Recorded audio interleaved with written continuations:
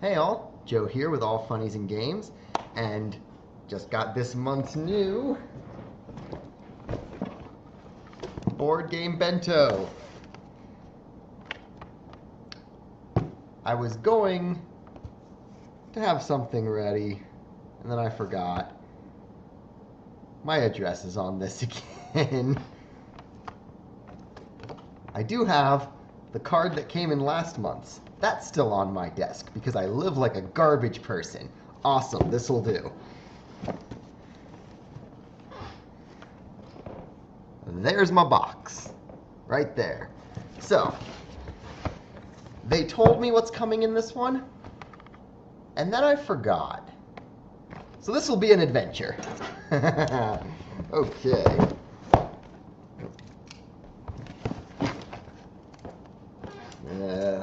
There it is. Okay. Okay. Last one, hopefully. Yes, it opens now. Okay. So, ooh, more games than last time. Neat. Okay, first one is called Vi, I think. The card game of capture and control. So it's the second edition. I never played the first edition, but hopefully that means it's had time to really stretch its legs and turn into something really cool. You are a ruler of a fledgling kingdom in the land of Vi. Around you are untamed lands, right for the taking, but you are not alone. Other rulers seek to broaden their holdings as well. You must carefully protect your borders even as you race to expand them. Will you control the largest kingdom, or will you see your power splintered? Plan your moves well. It will take strategy and a little luck to win the battle for Vi. And it's got a little hint as to the mechanics on the back there. It's like you play in a grid of cards, and there's some kind of almost reminiscent of Pandemic's infect mechanic, it looks like, with those little blue markers you've got there. Neat. That looks fun. Ooh, this looks like my kind of thing. Dreamwell. Dreamwell is a 2 to 4 player competitive game featuring the art of Tara McPherson. I don't know who that is, but I'm excited just on the basis that the big takeaway on the back of the box is, first off, we gotta tell them who did the art. That means they took the art really seriously in this game. Players must locate their lost friends in the Dreamwell, which is represented by a 4x4 grid of tiles. Each tile shows a terrain and a creature, in addition to pathways to neighboring tiles. Only by navigating the maze-like Dreamwell can you locate your friends and win the game.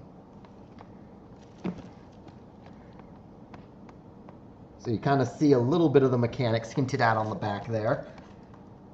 So this is an art-heavy game that sounds like it has a lot of influence from, like, Fae Beyond the Hedge kind of things. Okay, I'm down. I'm excited to try this one. Look at that cover. Like, just sleeping woman, head over an ocean reflecting the stars with these little, I don't know, Miyazaki-looking doodads coming up out of the water.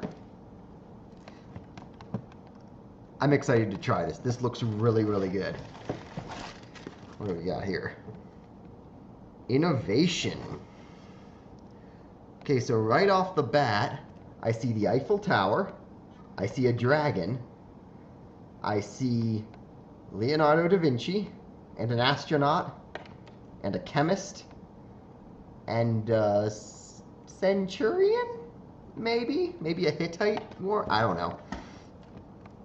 The New Game by Carl Chudik. From the first ages to the digital age, lead your civilization to its apex.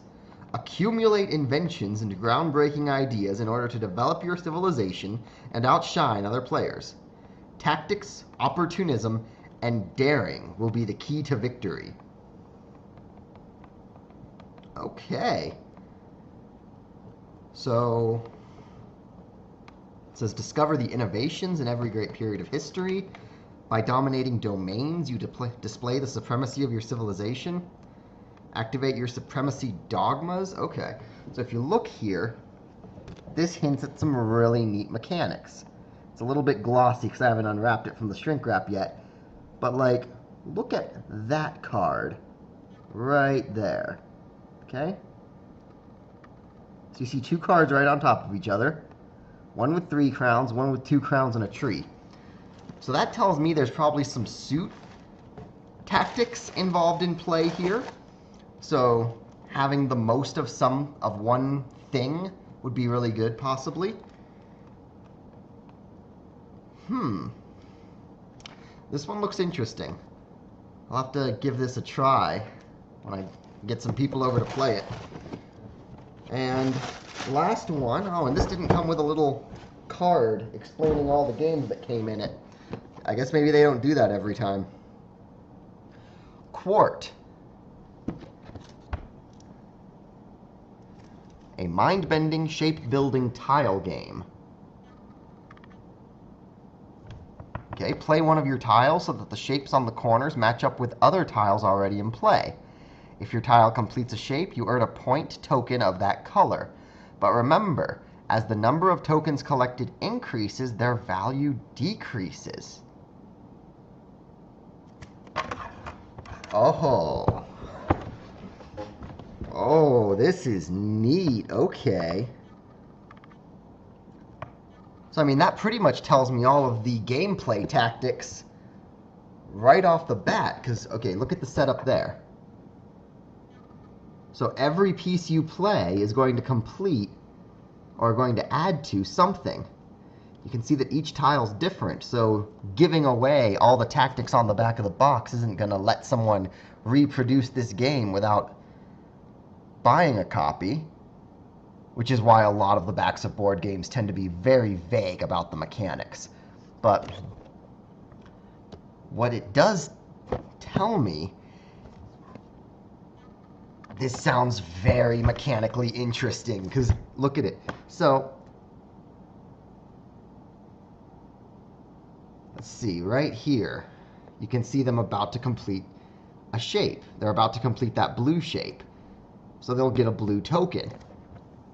But the more tokens that get won for a particular shape, the less value that shape has. So you could very easily create some depth of strategy here because, oh, do you want to get a piece that's worth a lot? Or do you want to get a piece that's worth less because it makes your opponent's pieces worth less at the same time? Oh, I am excited for this. Oh, I loved it last month, and I think this month had better stuff even. This is great. So I don't know if this is Quart or Quartex, actually, looking at it. This might be Quartex. In fact, now I'm almost certain this is supposed to be Quartex, not Quart. I mean, they explain the game, and then they explain it in French. If you follow anything to do with kind of the board game renaissance going on right now, you know that if it's in the European markets, it has to be good to survive there. Oh, this looks good. Okay, so we're going to recap real quick for this unboxing. Quartex. Dreamwell. This one looks really cool too. I love the theming in here. Vi, which I don't know much about. It didn't say much on the back, but it looks neat, and it looks like there's probably some interesting development going into this one here. And Innovation, which, I mean, honestly, it looks like just another board game clone of Civilization, but if it's done well, that can be a really fun genre. So we'll see. We'll see on that one. If nothing else, how many games have a Renaissance painter and an astronaut on the cover? But anyway, pretty decent bento this month. And I am looking forward to getting to try out some of those. That's going to be fun. So, yeah.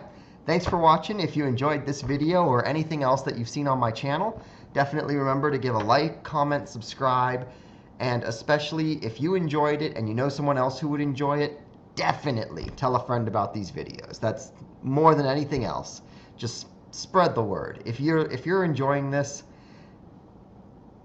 just help me get it to other people who you think would enjoy it too.